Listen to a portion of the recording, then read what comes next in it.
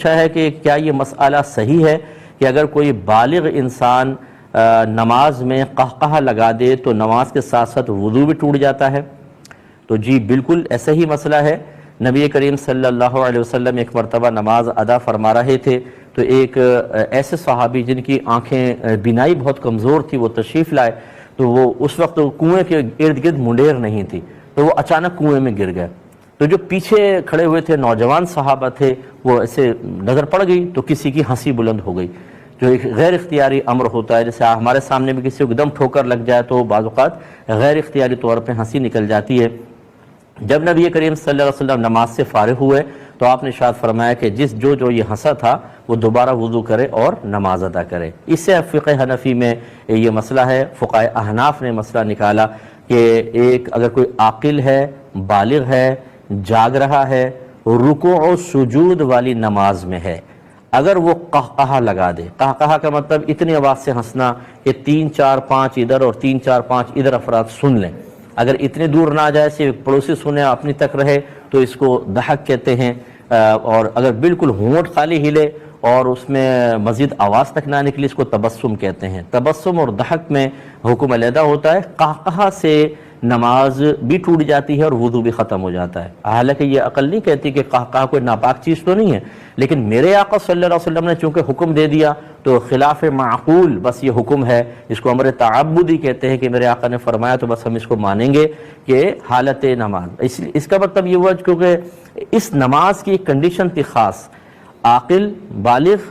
جاگتی حالت میں قہقہہ رکوع سجود والی نماز، لہٰذا اگر کوئی نماز جنازہ میں اس طریقے سے قہقہہ لگا دے نماز ٹوٹے گی، وضو نہیں جائے گا، وضو صرف رکوع سجود والی نماز میں جائے گا۔ یہ تھوڑا سا ذہن میں رکھیے۔ کسی کو اللہ کا ولی کہنا کیا یہ ٹھیک ہوتا ہے؟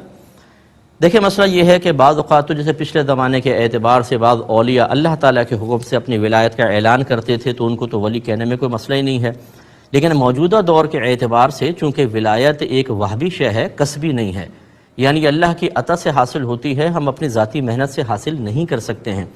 اور آپ کو شاید حیرت ہو کہ بعض اوقات اللہ کے ولی کو خود نہیں پتہ ہوتا کہ مجھے ولایت دے دی گئی ہے۔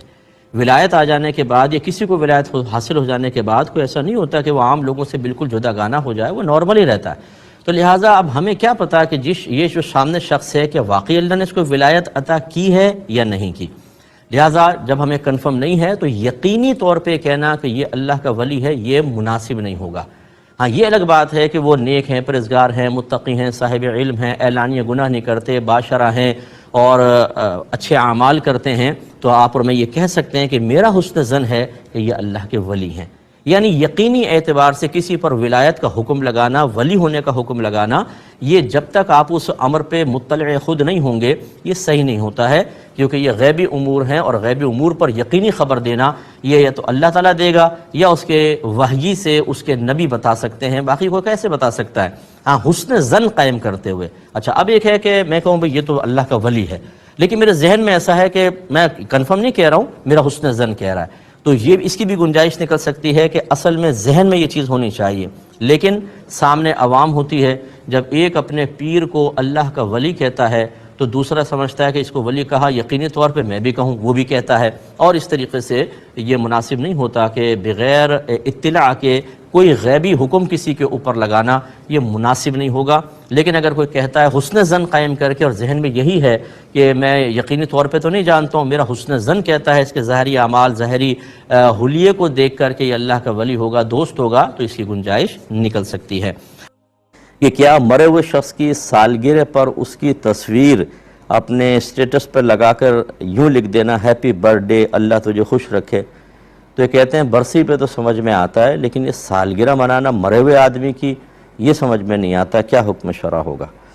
تو جی بالکل یہ ایک بے وقوفانہ سی حرکت ہے۔ برسی پہ تو چلے، ایک عرس ہوتا ہے، ایک خاص موقع ہوتا ہے جس میں ایک بندہ دنیا سے رخصت ہو کر اللہ تعالیٰ کی بارگاہ میں گیا، تو اکابرین سے بھی ثابت ہے، دیگر ہمارے معمولات جو چلتے ہیں اہل سنت کے کہ اس میں برسی وغیرہ ایسے خاص موقع پر ایصال ثواب کا اہتمام کیا جاتا ہے، لیکن ایک شخص مر گیا اس کی سالگرہ کیا منانا؟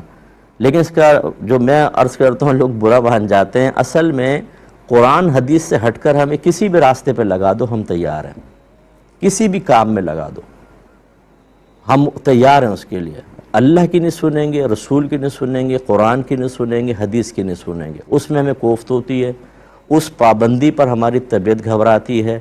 اللہ اس کے رسول کے احکامات سے طبیعت خراب ہونے لگتی ہے، ناگواری پیدا ہوتی ہے، کوفت پیدا ہوتی ہے،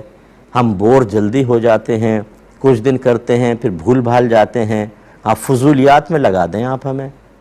اور کوئی بھی اس کی فضیلت اپنے پاس سے بنا لیں۔ یعنی ایک شخص ایک 12ویں کے لیے لائٹنگ لگا رہا تھا، دوسرے نے کہا کہ ہر لائٹ پہ تمہیں جنت میں ایک درخت ملے گا۔ بھئی کہاں سے ملے گا، تم بتاؤ، ثابت کرو۔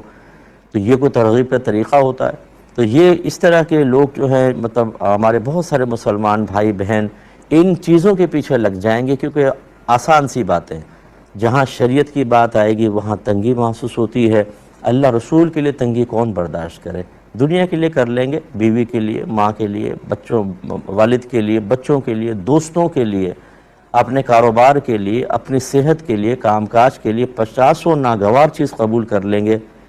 مذہب اسلام کے لیے نہیں۔ تو اس قسم کی فضولیات سے بچنا بہتر ہے، اس سے مردے کو کوئی فائدہ نہیں ہوگا۔ دعا سے تو ہوگا لیکن باقی سالگرہ منانے سے کوئی فائدہ نہیں۔